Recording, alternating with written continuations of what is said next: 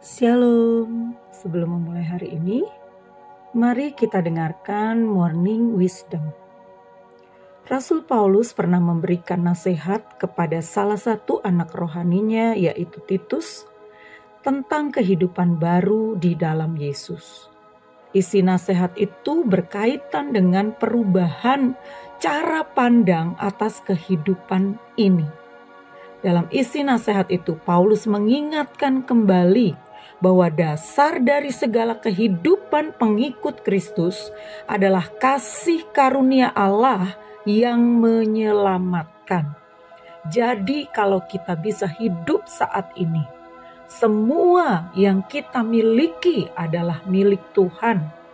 Segala sesuatu yang bisa kita kerjakan dalam pekerjaan-pekerjaan kita, yang juga adalah bentuk pelayanan kita kepada Tuhan, semua itu karena kasih karunia Allah.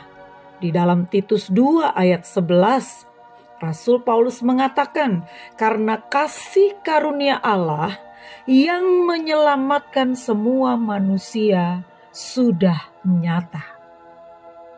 Itu sudah dinyatakan dalam peristiwa Natal yang baru-baru ini kita peringati, bahwa kasih karunia Allah itu dinyatakan dalam pribadi Yesus Kristus yang lahir di kandang Bethlehem. Dan kemudian Tuhan Yesus benar-benar dipersiapkan untuk menebus dosa manusia di Golgota. Jadi kedatangan Kristus ke dunia ini adalah untuk memberikan pembaharuan hidup bagi kita yang mau percaya kepadanya. Harus ada pembaharuan dalam pola pikir, dalam cara kita memandang segala sesuatu. Kalau dulu mungkin kita tidak punya pengharapan ketika kita menghadapi banyak masalah, ujian, pencobaan. Kita merasa bahwa tidak ada yang bisa menolong kita.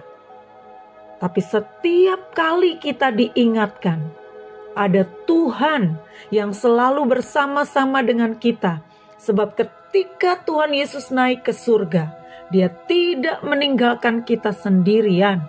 Dia memberikan Roh Kudus, Roh yang diutus oleh Bapa, menggantikan Tuhan Yesus, menyatakan kasih karunia Allah dalam hidup kita. Sebab Roh Kudus diberikan supaya menjadi penolong, pembela, penghibur, tapi sekaligus juga penuntun, membawa kita pada seluruh kebenaran Allah.